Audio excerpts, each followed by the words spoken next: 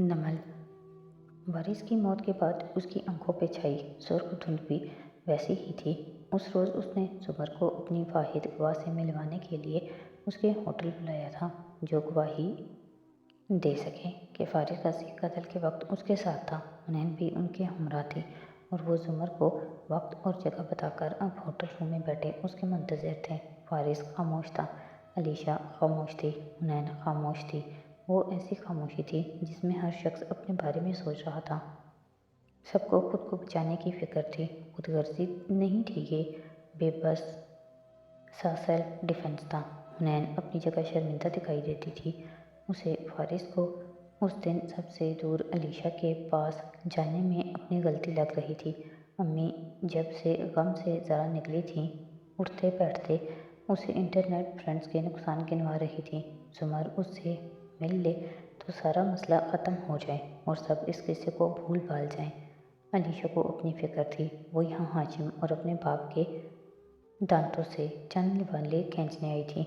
उसे अपना जायज़ हिस्सा चाहिए था, मगर ऐसे में वो एक कत्ल केस के मुश्तबा शख्स की एलिबाई बन गई थी, जो उसके बाप का रिश्तेदार था। वो जल्द से जल्द इस मुश्किल से निकलना चाहती थी। फारिस अलग परेशान था। जुमर पे गुस्सा अभी तक वैसा ही था। वो अपना काम तेज़ी से क्यों नहीं कर रही? वो वारिस के बॉस से कब मिलने जाएगी? वो वकला और प्रोसिक्यूशन ऑफिस की अज़ली सुस्त रफ्तारी से वाकिफ़ था, मगर इस वक्त कुछ समझ में न आता था। हर चीज़ गुस्से, फ्रस्ट्रेशन और परेशानी में मुबहम दिखाई देती थी। जब वो काफ़ी देर तक नहीं आई तो फारिस उसे फ़ोन करने लगा। कॉल बार बार टूट जाती, रब्ता मुमकिन नहीं, उस नंबर से जवाब मौसूल नहीं हो रहा। उसे अब जुमर पे अफसोस होने लगा था। उसे भरा अफसोस। वो कितनी देर उस कमरे में दाएं से बाएं चक्कर काटता रहा। हुनैन इस दरमियान एक बार नीचे शॉप से भी हो आई और अब बोर होने लगी थी, मगर जुमर नहीं आई। जरताशा ने मोबाइल उठाया और फारिस को कॉल मिलाई। 1 घंटी बजी, फिर दूसरी। उसने फ़ोन उठाया। हाँ जरताशा, बोलो। आप किधर हैं? कदरे हिचकिचाहट से उसने पूछा। साथ में उसे खुद पर अफसोस होने लगा। वो कैसे किसी अजनबी की कॉल पे एतबार कर सकती थी? मैं काम से आया हुआ हूँ बाहर। कोई काम है? नहीं, बस मैं आपका पता करना चाह रही थी। आज अपने प्रोसिक्यूटर से मिलवाना था, उस लड़की को। वो सब हो गया खैर से? नहीं, मैडम अभी तक नहीं आई। मैं और हुनैन अलीशा के कमरे में उनका इंतज़ार कर रहे हैं। होटल में, यानी कि? उसकी बात ख़त्म भी नहीं हुई थी कि फारिस ने बाय कहकर फ़ोन बंद कर दिया। वो एकदम कलस कर रह गई, फिर मोबाइल रखकर एक नए इरादे से उठी। गुस्सा अफसोस में बदला और अफसोस मायूसी में। दोपहर तवील होती गई और उम्मीद छोटी होती गई। उसने तहिया कर लिया कि बस अब वो प्रोसिक्यूशन ऑफिस के चक्कर नहीं लगाएगा। सारी अदालतें गईं जहन्नुम में। अब जो करना है वो खुद करेगा। उसने हुनैन को चलने का कहा। वो इस वक्त इतने तने हुए तासुर लिए हुए था कि हन्ना चूचरा किए बगैर उसके साथ आ गई। अलीशा की जान छूटी तो उसने इन दोनों के जाने पे गोया सुख का सांस लिया था। उसने हुनैन को अभी घर ड्रॉप किया ही था कि मोबाइल पे कॉल आने लगी। नंबर गैर शनासा सा था। फारिस ने कॉल मौसूल कर ली। दूसरी तरफ जाने कौन था? उसने कभी रुक के नहीं सोचा। पेशावराना अंदाज में इतला दी गई थी, जिसे सुनकर उसका सारा जिस्म कांप उठा था। वो शशदर रह गया था।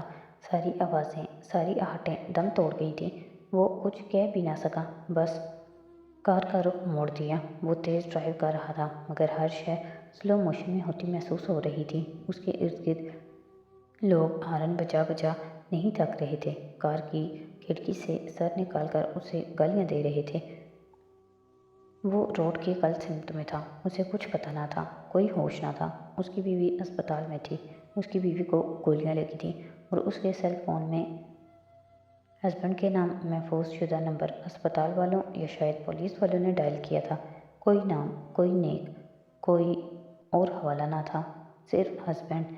ऐसा रिश्ता कि जिसे सबको पता हो बस यही बचाने आएगा। वो पार्किंग लॉट में जंजीरें फलांगता, गमले गिराता, भागम भाग दौड़ता जा रहा था। उसकी रंगत सफ़ेद थी और सांस रुक रुक के आती थी। जिंदगी एक दफ़ा फिर फारिस के हॉस्टल के कमरे में बाहर जा पहुंची थी। एक दरवाज़ा था जिसे वो ہاتھ پاؤں مار مار کے کھولنے توڑنے کی کوشش کر رہا تھا۔ اس دروازے کے باہر ایک اور بے جان جسم منتظر تھا۔ وہ نفی میں سر ہلاتا راہداری میں آگے بھاگتا جا رہا تھا۔ کس سے کیا پوچھا، کون اس کو راستہ بتا رہا تھا، وہ نہ سن رہا تھا نہ دیکھ رہا تھا، بس اس سمت بھاگ رہا تھا۔ وہ کمرہ ٹھنڈا تھا، ایسے جیسے برف کی دیوار ہو، پانی کا فرش ہو اور گویا آنکھوں کے سامنے سفید دھند ہو۔ وہ اسے کچھ بتا رہے تھے، بہت سے لوگ تھے ادھر اور وہ بہت کچھ کہہ رہے تھے۔ فارس کے قدم اب ٹھنڈے پڑ رہے تھے، ہاتھ کپکپانے لگ گئے تھے۔ وہ اس اسٹریچر کے ساتھ کھڑا تھا جس پہ سفید چادر ڈالی تھی۔ اس کی نظریں چادر پہ جمی تھیں مگر ہاتھ اٹھا کر چادر ہٹانے کی ہمت نہیں تھی۔ اس کا تذبذب دیکھ کر سامنے کھڑی سفید کوٹ والی عورت نے چادر چہرے سے ہٹائی۔ کسی اپنے کا مردہ چہرہ پہچاننا اتنا آسان نہیں ہوتا، وہ ایسا سفید پیلا اور ٹھنڈا ہوتا ہے۔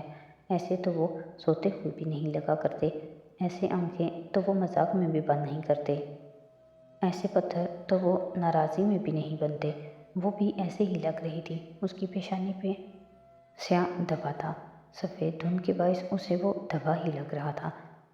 وہیں اسے گولی لگی تھی اور ایک سینے میں۔ وہ ہسپتال آنے سے پہلے ہی مر چکی تھی، پھر بھی اسے بتایا جا رہا تھا کہ اس کو بچانے کی کوشش کی گئی، مگر یہ انسانوں کے ہاتھ میں نہیں تھا۔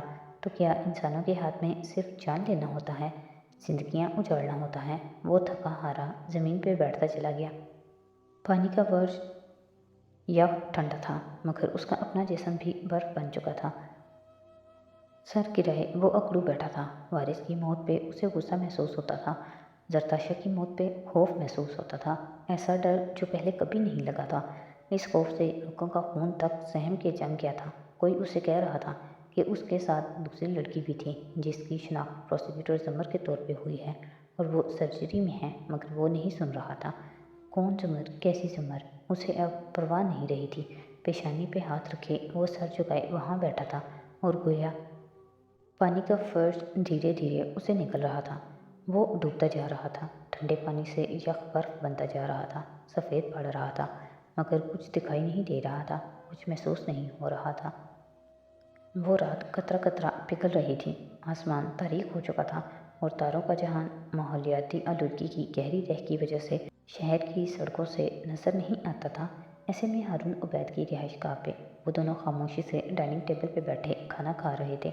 ہارون عبید گاہے بگاہے اس پہ نظر ڈال لیتے جو کھانے کے ساتھ بار بار اپنے موبائل کی اسکرین کو دیکھتی تھی۔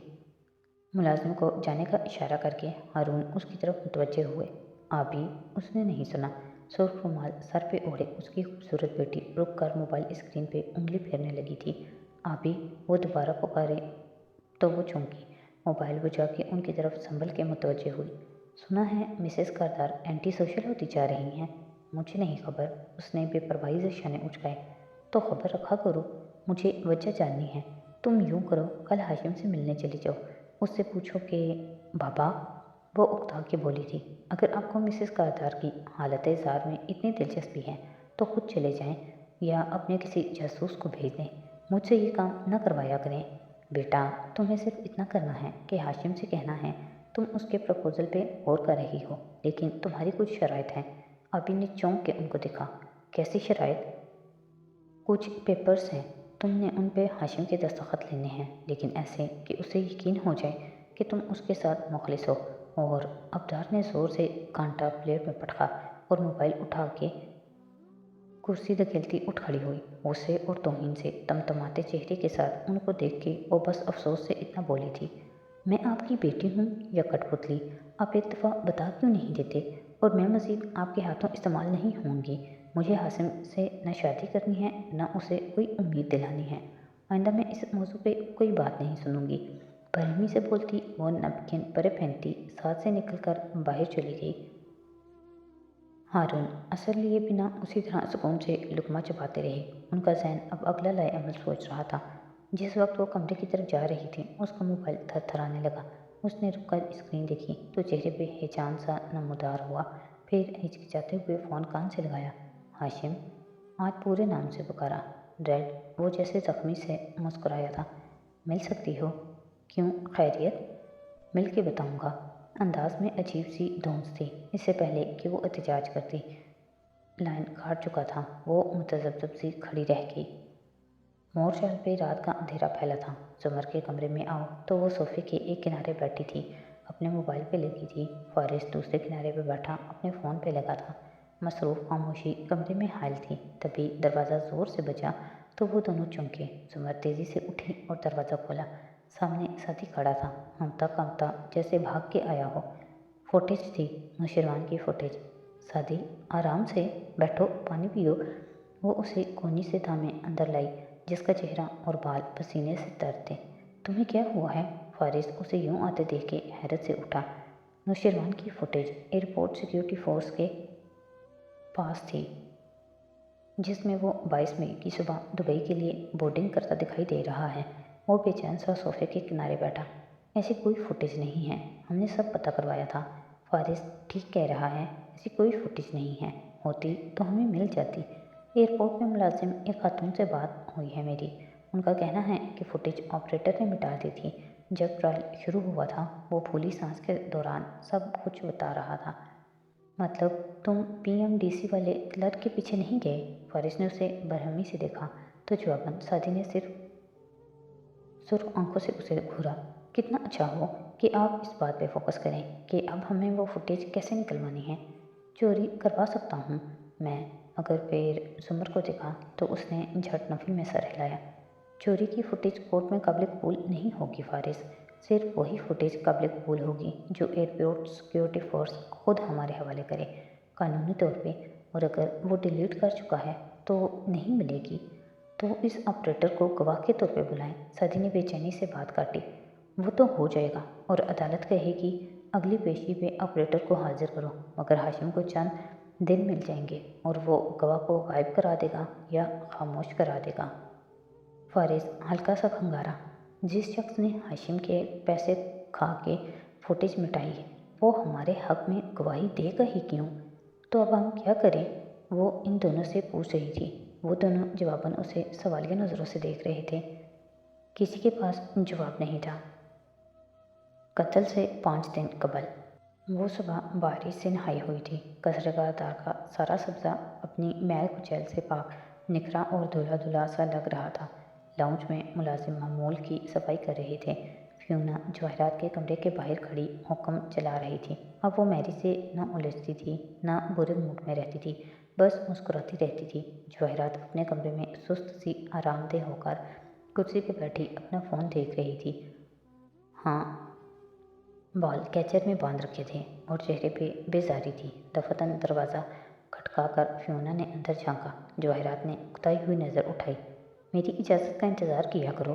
سوری مسز کارتر، مگر مسز رافع کا ملازم آیا ہے آپ کا ڈریس لے کے۔ وہ آپ کا ہی ڈریس ہے نا؟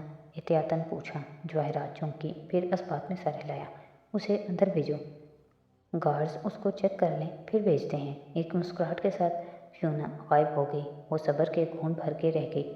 چند لمحے بعد مسز رافع کا ملازم ایک کھلا ہوا پیکٹ اس کے سامنے میز پہ رکھ رہا تھا۔ پیکٹ گارڈ نے کھول کے چیک کیا تھا، البتہ اس وقت کمرے میں صرف فیونا تھی۔ ایسے میں جب مسز رافع کے ملازم نے جھک کے پیکٹ میز پہ رکھا تو جواہرات نے دیکھا اس نے پیکٹ تلے بھی کوئی شے رکھی تھی۔ ایک گہری نظر اس پہ ڈال کے وہ سیدھا ہوا اور ادب سے باہر نکل گیا۔ فیونا کے جاتے ہی جواہرات نے کمرے کا دروازہ مقفل کیا اور پیکٹ ہٹایا۔ نیچے چھوٹا سا سیاہ پیکٹ رکھا تھا، اس نے وہ جلدی جلدی کھولا۔ اندر ایک موبائل تھا۔ اس نے اسکرین آن کی، اسی پل کال آنے لگی۔ احمد، یہ کیا طریقہ تھا موبائل بیچنے کا؟ اگر گارڈز چیک کر لیتے تو میرا آدمی کہتا کہ یہ اس کا موبائل ہے۔ آپ فکر نہ کریں، کم از کم آپ سے رابطے کا کوئی ذریعہ تو ملا۔ وہ دوسری طرف اطمینان کی سانس بھر کے بولا تھا۔ خیر، یہ صحیح کیا تم نے، میں تو بالکل قید ہو کر رہ گئی ہوں۔ وہ واپس پیر پسار کے صوفے پہ بیٹھی اور تلخی سے فون پہ بولے گی۔ میری ہر حرکت پہ نظر ہے ان 2 ٹکے ملازموں کی۔ کیا کوئی ایک بھی ملازم آپ کا وفادار نہیں ہے؟ تم ہی ہو، باقی یہاں تو سب یوں لگتا ہے مجھ سے کوئی پرانا انتقام لے رہے ہیں۔ خیر تم بتاؤ، میرے کام کا کیا بنا؟ ابھی تک نہیں ہو پایا، احمد مایوسی سے کہہ رہا تھا، مگر آپ بے فکر رہیں، جلد کر دوں گا۔ جواہرات چونکی۔ ابھی تک ہو جانا چاہیے تھا۔